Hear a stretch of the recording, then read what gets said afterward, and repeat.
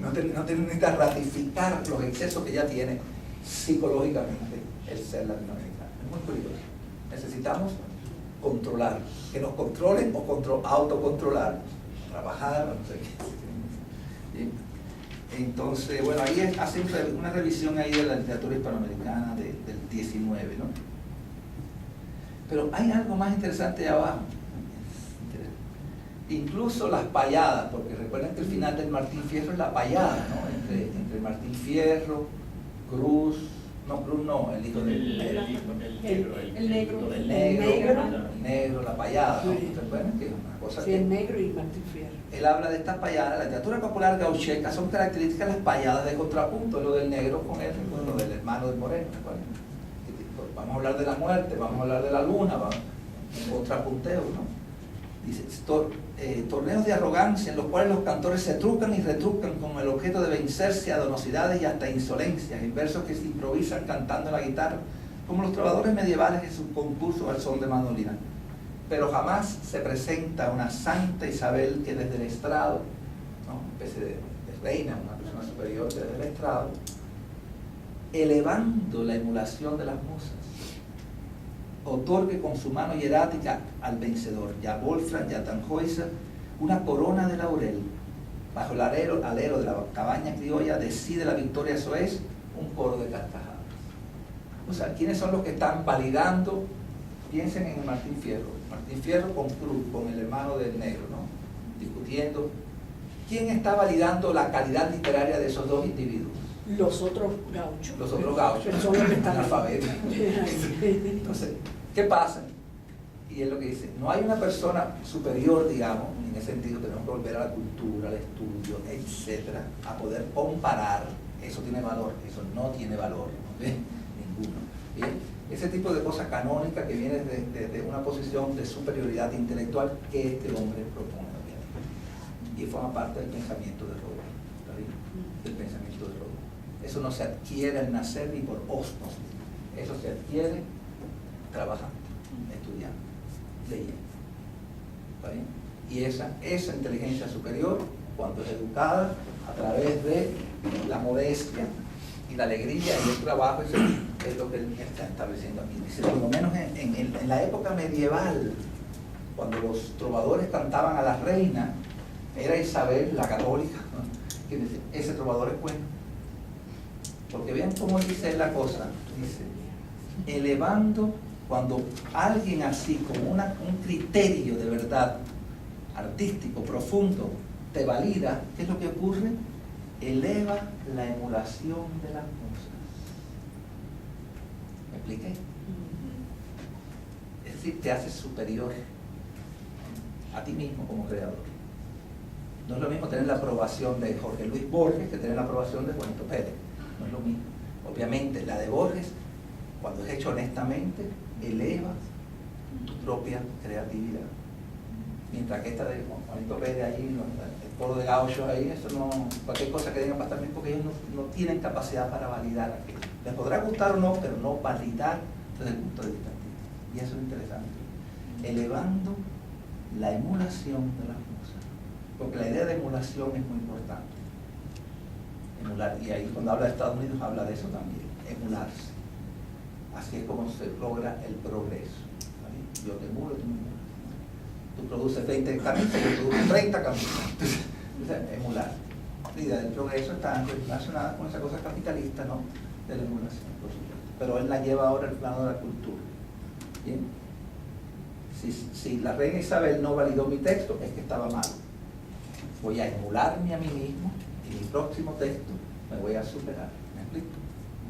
Entonces es muy interesante cómo él va diciendo las cosas. Y ahí sí, ahora hablando del Quijote, qué sé yo. Incluso vean qué interesante. Ahí hace una comparación como el final del Quijote es igual al final de la primera parte del Martín Fierro. Con lo cual está validando el Martín Fierro. ¿Está bien? El Martín Fierro sí está ahí. Yo digo que él lo cita a Martín Fierro cuando habla después de los gauchos, como figura pública, no como figura literaria. ¿Está bien?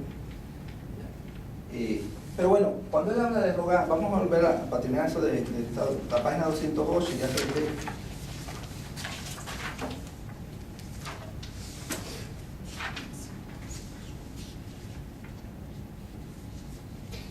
¿Qué dice el problema de América Latina? ¿Cuál es? ¿Qué página estamos? 208. 207, 208. Sí, pero vean la página siguiente, un poco del back and forth, porque imagínense. Vean en la siguiente página, en la 15, el carácter argentino es todavía una nebulosa. Habiendo convergido en el país tantas razas, americana, blanca, negra. ¿Bien? Y tantos climas, o sea, recuerden que él sigue la idea de Sarmiento de que los climas, las regiones crean un tipo específico. Ese es el Sarmiento, ¿no? ¿Recuerdan? Sí. La Pampa crea un tipo. Él retoma esa idea de Sarmiento, realmente ahí no hace muchas transformaciones. Vean que los textos dialogan, toman ideas, no las desarrollan más. Entonces, está hablando ahora de Argentina. A veces esto es de toda América Latina, pero a veces, como les dije, él hace un paneo, ¿no? Va de Argentina, América Latina, vuelve a Argentina. Usted tiene que ver de quién está hablando, ¿no? Pero él deja caer si es Argentina o es Hispanoamérica. Americana, blanca, negra y tantos climas desde el Torrio del Chaco hasta el glaciar. El pueblo presenta un caos de tendencias y pasiones. Esto nos interesa. ¿Cómo ve el ser latinoamericano? Con tantas razas, tantos... Hay nieve, pero también hay playas tropicales. ¿Cómo lo ve? Como un caos. ¿Bien? Y esto nos interesa, porque Martí habló de esto también. Éramos una visión, con el pecho de atleta, esta cosa que éramos como un pequeño monstruito, con cosas descoyuntadas, ¿no? Con cosas inconexas, ¿no? Y esa idea está en Martí también. Claro, Martí le da una elaboración, éramos una máscara, muy bonito como lo dice, ¿no? Pero el muñeco que él crea es una cosa totalmente inconexa. La cabeza europea, los pies no sé qué, ¿no? Era un muñeco creado con un collage de discursos muy complejos que se mezclaban allí, pero no armonizaban. Claro, Martí dice, de elementos tan dispares hemos logrado cierta cohesión. Recuerden que Martí lo dice, y hay que estar orgulloso de eso. No quiere decir que se ha logrado la total cohesión, pero lo dice, debemos estar orgullosos que en tan poco tiempo hemos logrado, ¿no?, darle un sentido a esos elementos tan dispares. Pero la idea de coyuntación existe. ¿Está claro? Porque incluso si en ese muñeco que Martí pinta está alguna cosa indígena, y les recomiendo que revisen Nuestra América, van a ver que esa parte del muñeco indígena no tiene la misma dinámica que, por ejemplo, la cabeza europea. ¿Me explico? Él habla todo el tiempo de que el indígena está como estancado. Y dice, hay que desestancar la sangre del indio, una de las grandes ideas de Martí. Hay que desestancar la sangre del indio. No dice ni que está perdida la civilización, cosa que la gente repite. El indio no está perdido, está allí. Dice, hay que desestancar la sangre. Y esa idea es interesante, la repite varias veces en el texto. Trae sus imágenes, ¿no? Está coagulado, está como congelado. Hay que desestancarlo, hay que dejar que fluya por sí mismo esa cultura. Obviamente en ese muñeco que Martí presenta, el indio estaría estancado mientras que la cabeza blanca está al día en Europa leyendo libros franceses. Obviamente no hay una armonía en todo en ese muñeco. Hay una especie de caos, que Martí evita decir caos, pero es un caos. ¿Bien? Entre el hombre rico, el hombre pobre, no sé qué, el negro, blanco, amarillo, raza, negro, es un caos. Y ciudades y campos. Ciudades y campos, pero el campo, hay campos con nieve y campos sin nieve. Entonces, hay climas tropicales que crean un tipo de individuo. Dice, que hace mucho calor y hay que descansar. Eso está en un poema de Guillén. Ay, que me canso, dice el abuelo blanco. Me canso, me voy a descansar, me canso, dice el abuelo blanco. Y me muero, dice el abuelo negro. ¿Está bien? Porque todos siguen trabajando para que los dos descansen. ¿Está bien? Bien, seguimos. Presenta un caos de tendencias y pasiones. La actual inmigración europea, una de las tantas entradas de migración, por lo copioso y vaina, aumenta aún más la heterogeneidad del conjunto. Ninguna nación de ninguna época, en fin, poseyó jamás tan difusa psicología. Vean que Martí de cierta forma también dice estas cosas, pero de otra forma. Martí va a decir, ninguna nación había logrado tanto con tantos elementos dispares. La idea está allí. Solo que Martí quiere, en su fábula, ¿no?, en su historia de los latinoamericanos, quiere hacernos creer, Martí, que realmente esos elementos tan heterogéneos han logrado cierta armonía. Cierta armonía. pero también si ustedes leen Nuestra América de Martí, va a ver que él habla de cierta descoyuntación, estamos descoyuntados. Bien. Aquí no, prefiere dejarlo en esa especie de caos difuso, ¿no? No obstante ese caos, hay tres rasgos psicosociales, ¿no? Psicológicos, que nos definen que son estos tres, no obstante el caos, ¿no? Bien, siguiente párrafo. Aquí hay tres grupos que son estos, los tres grupos sociales que él va a ver.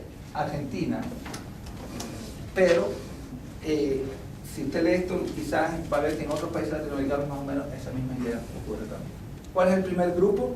Le ponen numerito y todo. Los de las grandes ciudades. La antigua clase directora residente en las grandes ciudades. Esos son los que tienen ¿qué? El poder. Tienen las tierras, tienen el poder.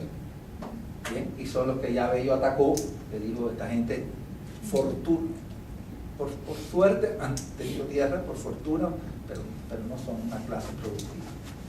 Bien. El segundo grupo, ¿quién es? La gente rural del interior. Ahí podrían estar en Argentina los gauchos, ¿no? Bien. Ojo, si releen Sarmiento van a ver que jamás Sarmiento dice que el gaucho era mezcla de indio.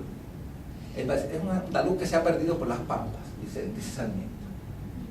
Este hombre sí indica que el gaucho, vean que hay tres razas. Recuerden que cuando hablamos del Martí, Nuestra América, como la raza negra quedó muy poco referida en el texto. Ven que aquí está, desde el principio hay tres razas fundamentales, vamos a decir, ¿no? Y de todo el tiempo está manejando la conformación de las tres razas. Incluso con las variantes se mezcla entre indio y negro, negro y blanco. O sea, es curioso que aquello que Martí escamoteó con la idea de que no hay razas, ¿no? Y curiosamente, siendo el caribeño, no le dio más espacio, ¿no?, a la raza negra. Incluso cuando Nuestra América termina con una figura de indios caribes, que es el Gran Celín, es una cosa del Caribe, es una cosa minoritaria, ni siquiera es el Sol Viracocha, ni nada de eso, ¿no? Ni siquiera es, no sé, los grandes dioses aztecas, mayas, ¿no? Es un diosecito que además se conoce en el Caribe. Es curioso, pero no usa, ¿no?, una simbología ni siquiera para poder cerrar. Mientras que aquí sí vemos que desde el principio hay una presencia, hay una inclusión, ¿no?, del negro. Aunque sea para criticarlo, pero está incluido. Es uno de los elementos con los que hay que contar. ¿Me explico? Y es interesante en ese sentido. Seguimos. La gente rural del interior, que sean los gauchos, y cuando usted va a leer la parte que le habla de los gauchos, va a ver cómo él desarrolla ahí la visión de José Hernández Martín Fierro. El gaucho es una víctima de sus circunstancias, lo explotan, ¿no?, lo despojan de sus tierras, los caciques, la gente. Él da toda una sociología del gaucho, que es la de Martín Fierro.